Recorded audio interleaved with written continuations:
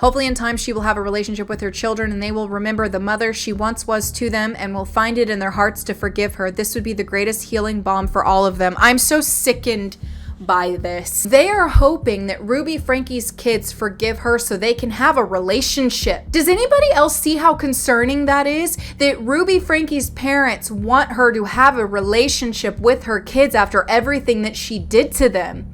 These kids are not safe with that family. These kids deserve to feel like they can cut ties and never have anything to do with her ever again and never feel like they have to speak to her. I have a hard time believing that when he filed for divorce that he was letting her go then either. I'm sitting there wondering, I'm like, is this something they agreed to do because it would make him look better so that he could keep their kids for her? I'm scared about this situation, you guys, that when she gets out, she's going to get access to those kids and that her and Kevin are actually going to stay together. Because this whole way that they think and feel and believe is all about forgiveness. They're dangerous people. We have a lot of things to go over in today's video. And I want to say that out of all of the videos that I've done about Ruby Franke, I get the most heated in this one. I think that I start to yell at some points. So I'm going to warn you before you get into it. The things that she said and also the letters that her parents and brother wrote to the judge asking them to consider these things that they were saying in her sentencing, the manipulation that I see, and the fear that I feel for these children and their future. It just got me very heated. So I'm going to let you know that right now before you even begin watching, that I may get a little loud at some points. I know that I'm not alone in this situation making me mad.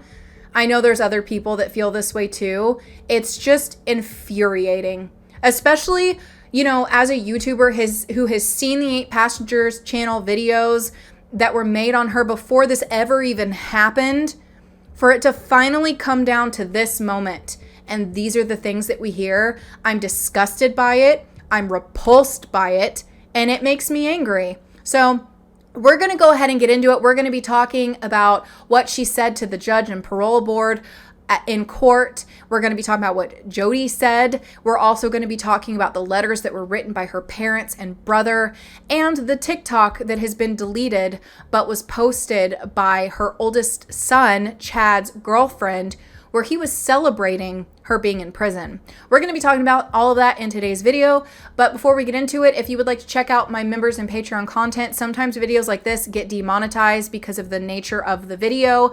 So if you would like to join and become a supporter of this channel, it really means a lot because it helps me be able to continue making this content for you guys. I post extra videos over there, some too disturbing for YouTube, and I also have a weekly podcast, and it's really fun. So if you would like to join and become a part of all that, it will be linked down below.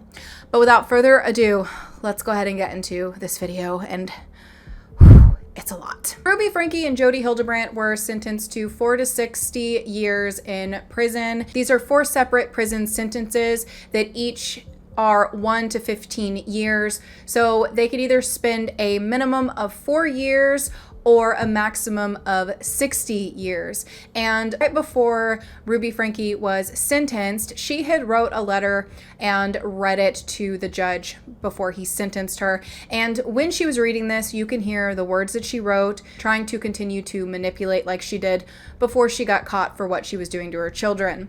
So we're gonna go ahead and watch that and react to that together because I've already seen it, but I have some things to say and you may not have seen it. So let's go ahead and take a peek at this video. You don't have to bend down. Then. Okay, thank you. I would like to make a statement without any intent to change my stipulated sentence. For the past 4 years, I've chosen to follow counsel and guidance that has led me into a dark delusion. One thing I really want you to pay attention to is the way that Ruby Franke speaks.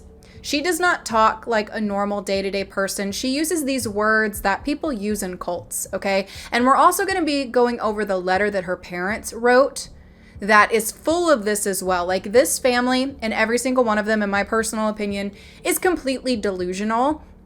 And they all speak this way because they were indoctrinated into a belief system that is harmful and dangerous from day one. Okay, and then just took that and ran with it and went into an even darker direction. Ruby Franke is using these very culty words, but then she's also immediately, very first things out of her mouth, putting the blame fully on Jodie. There are many people who believe that this is all Jodie, that Jodie is the spearhead of everything, that she's the reason why all of this happened.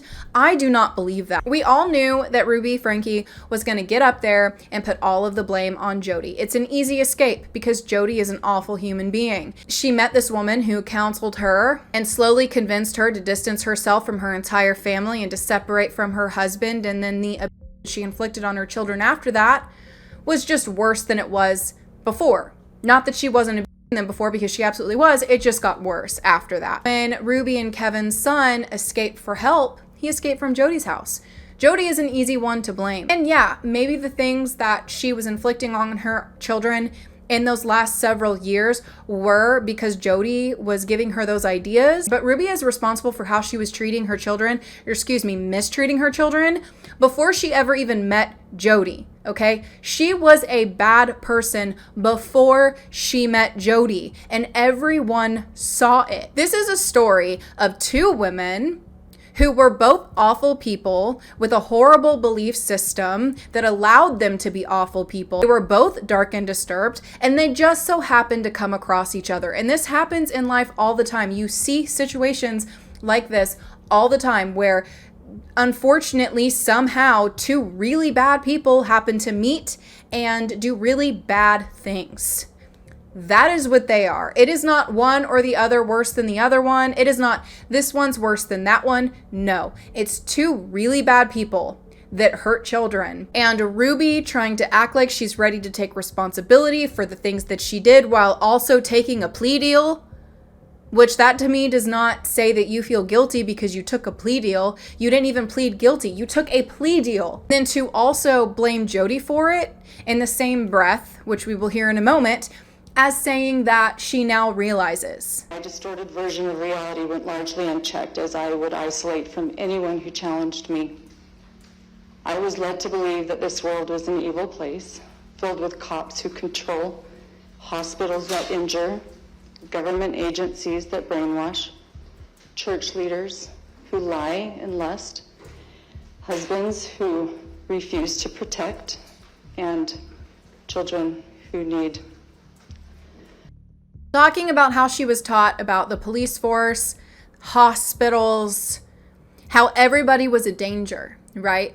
But what is it that you're scared that they're going to do to you? When these people look at what they're doing to their kids, but then they're like, a hospital would hurt them. What do you think a hospital's going to do? You're already hurting them. I don't understand that. These people are so delusional. And being locked up for a little bit isn't going to suddenly undo the tangle of delusion in their heads. Choice to believe and behave this paranoia culminated into criminal activity, for which I stand before you today ready to take accountability. I stand before you today ready to take accountability.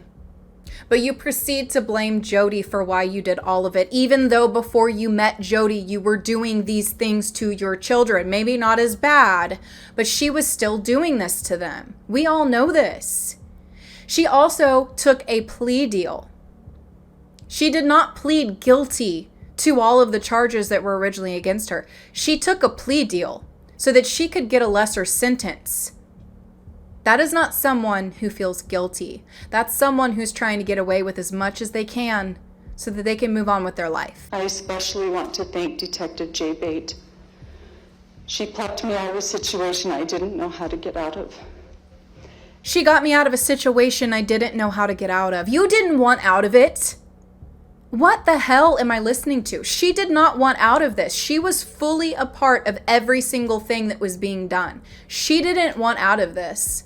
I cannot stand when I see these people who get up here and they're finally caught for the harm that they were causing their children, and then they sit up there and they act like that. That is manipulation, or an attempt at it, a bad attempt at it. And the moment she handcuffed me was the moment I gained my freedom. Oh my God.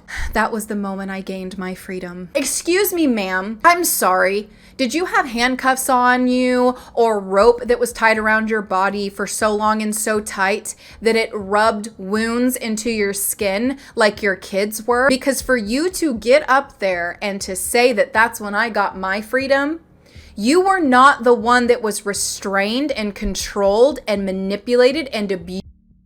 Nobody cares about your freedom. You're in here to get locked up for 4 to 60 years. You don't get freedom. My mother-in-law, father-in-law, Kevin's family, my cousins, aunts, uncles, nieces, nephews, and neighbors, you all saw the warning signs long before I did, and you did what you could. You wanted to help, but I pushed you away. My mother and father, I have been utterly wretched to you. You have offered me unconditional love, and for that I have offered you unconditional contempt. My siblings and their spouses, because of my decision to roll around in a pigsty, I have dragged your families through the mud in public. Yet, when I desired to return as the prodigal sister, unlike the prodigal's brother in the Bible, you synced step with my parents and ran out to greet me. Your capacity to love is unprecedented. Kevin, my husband of more than 23 years, you are the love of my life. I'm so sorry to leave to you to finish what we both started together. The ending of our marriage is a tragedy. And you are wrapped around my heart in a vow I'll never be able to undo. To my babies, my 6 little chicks, you were part of me. I was the mama duck who was consistently watering you to safety. I can see now. Over the past 4 years, I was in a deep undercurrent that led us to danger. I would never led you to darkness knowingly. I was so disoriented that I believed dark was light and light was wrong. I would do anything in this world for you. My willingness to sacrifice all for you was masterfully manipulated into something very ugly. I took from you all that was soft and safe and good. I took from you your mother. How terrifying this must have been for you. I will stop crying. You are hurting your tender souls. You are each so precious to me. I'm sorry. My choice to live in fear of the world has created a great vulnerability and a blind spot for me, where I have broken hearts and I've caused people to suffer and I have betrayed sacred trust. Watching my community respond to my charges with justice and mercy and grace and love. The torture that these poor children had to endure at her hands. And in that, she says, for the last 4 years. Where's the apology for the things that she did before that? She has not learned or recognized what she's done to her kids. Maybe she's realized that what she did the past 4 years was exceptionally bad, but she has not recognized what she did prior to that, and she's not remorseful for it. Ruby Franke is not sorry. And, you know, we saw in the 8 Passengers videos of her with her children where sometimes it was fun, sometimes they all had smiles on their face, sometimes their mom would hug them and love on them, and it was their good mom, their happy mom, their mom that was being kind to them. But then we saw the other side of Ruby Franke, where she wasn't that, where they were sad, where they would cry, where they had a horrible mom. This is the same mom. The mom who did these horrific things to them, but is standing up there saying, I'm sorry for it. They're used to this.